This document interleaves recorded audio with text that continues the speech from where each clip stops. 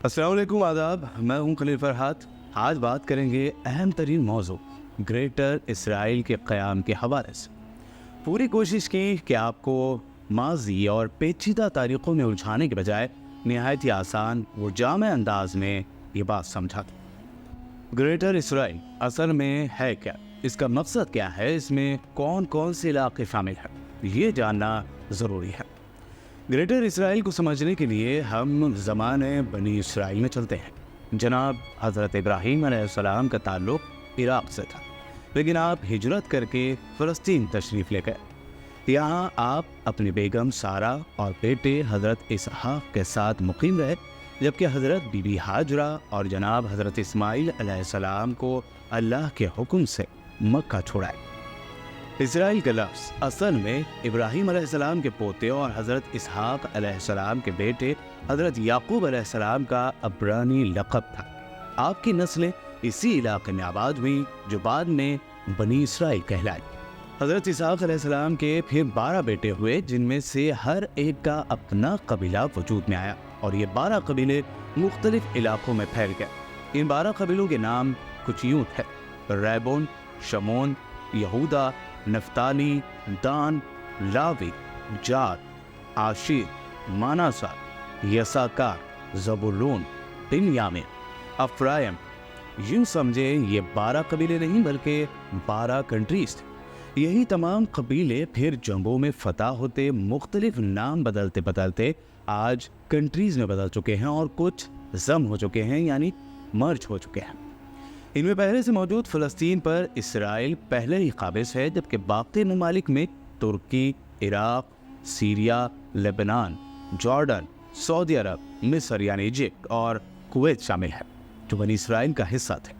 इसी वजह से ही ये तमाम ममालिक सलेबियों और यहूदियों के अताब में आए हुए हैं। यहूदी चाहते हैं कि जैसे ज़माने बने इसराइल में जो इलाके उनके पास थे, एक मरतबा फिर उन इलाकों को उसी अंदाज में हासिल करके फिर से वैसी ही एक मजबूत और वसी यहूदी रियासत कायम की जाए, जिसे यरूशलेम से बैठकर कंट्रोल किया जा सके। इसलिए ऊपर बयान किए गए कंट्रीज में पॉलिटिकल, इकोनॉमिकल और डिफेंस जिम्मेदार अक्सरियत उनकी यहूदियों के साथ मिल चुके हैं, जिसकी बड़ी मिसाल इजिप्ट में मोहम्मद मुर्सी को हटाकर जनरल सीसी को लाया गया। मुसलमानों की मदद करने वाले मोहम्मद क़ज़्ज़ाफ़ी को लीबिया में हटाया गया। ऐसे ही दीगर कंट्रीज़ की हुकूमत में भी यहूदियों का अमल दखल बढ़ चुका है। जो प्यार से मान नहीं रहा, वो माशी बदहाली, जंगों या फिर सियासी अदम इस्तेहकाम का शिकार है। अब मौजूदा दौर में चलते हैं सल्तनत उस्मानिया के हवाले से बनी तुर्क सीरीज़ अर्तुगरुल गाज़ी और उस्मान सीरीज़ में सलेबी फ़ौजों और कुद्स का जिक्र मिलता है। यही कुद्स आज का यरूशलेम है। उस वक्त यहूदी दुनिया भर में बिखरे और निहायती कमज़ोर समझे जाते थे। जब तक सल्तनत उस्मानिया कायम थी, तब तक उन यहूदियों को फ़लस्तीन में आबाद होने की इजाज़त नहीं थी। इसके सबब ही खिलाफत उस्मानिया को कमज़ोर करवा कर रास्ते से हटा दिया गया था। 1917-18 में बरतानवी हुकूमत ने यहूदियों की मदद करके उन्हें फ़लस्तीन में आबाद होने की इजाज़त दी थी, जिसके बाद ये कदम जमाते जमाते इस काबिल हो गए कि फ़लस्तीन पे कब्ज़ा करके अरबों को जंग में शिकस्त दे दी।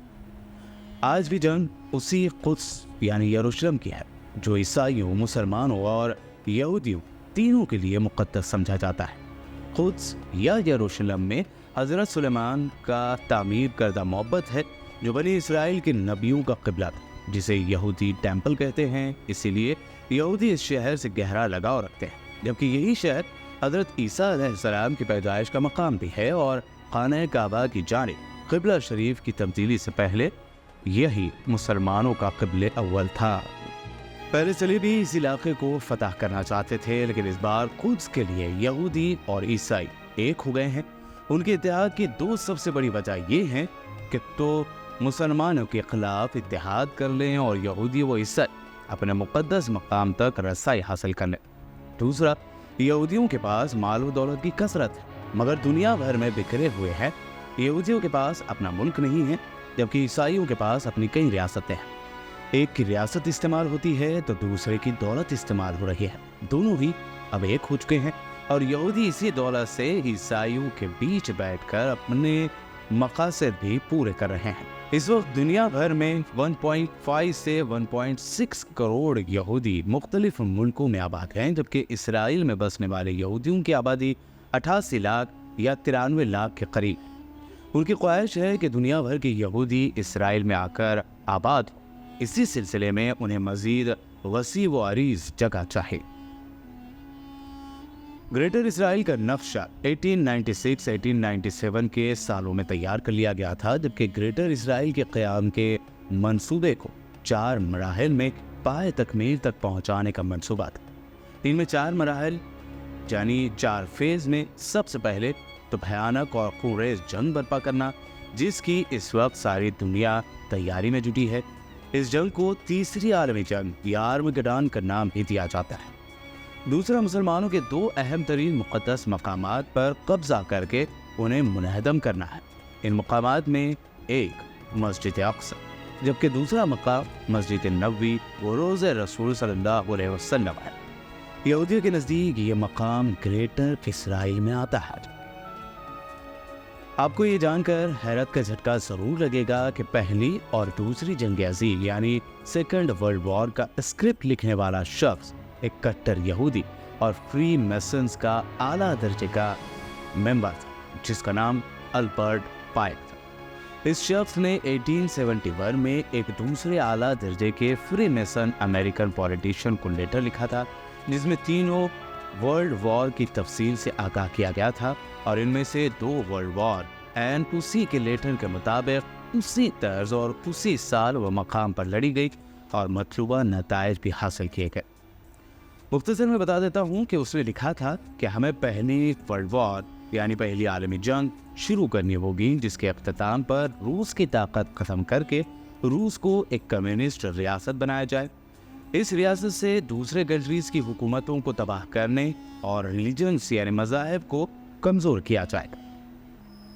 اب دوسری جنگ عظیم یعنی سیکنڈ ورلڈ وار میں نازیوں کی طاقت ختم کرنے، عیسائی مذہب کو مضبوط بنانے اور فلسطین میں اسرائیل کے قیام کی راہ ہموار کرنے اور اسے ایک یہودی ریاست بنانے کے متعلق لکھا گیا تھا۔ یاد رہے کہ سیکنڈ ورلڈ وار میں جہاں نازیوں کی طاقت ختم کی گئی، وہیں انہی کے ہاتھوں لاکھوں امن پسند اور بے گناہ یہودی مروا دیے گئے جو اسرائیل کے قیام کے خلاف تھے۔ اب آخری اور تیسرے جنگ عظیم یعنی ممکنہ تھرڈ ورلڈ وار کے متعلق لکھا گیا کہ یہ جنگ مسلمانوں، مغربی طاقتوں اور اسرائیل و مغربی طاقتوں کے درمیان لڑی جائے گی۔ مسلمان ملکوں کو تقسیم کیا جائے گا، جبکہ ان کو معاشی یعنی اکنامیکل، دفاعی یعنی ڈیفنس کے طور پر اور اخلاقی لحاظ سے توڑ کر رکھ دیا جائے گا۔ آج بالکل وہی سب چل رہا ہے۔ یہ لیٹر برطانوی میوزیم میں پڑا موجود تھا، لیکن 100 سال پورے ہونے پر اسے میوزیم سے غائب کر دیا گیا۔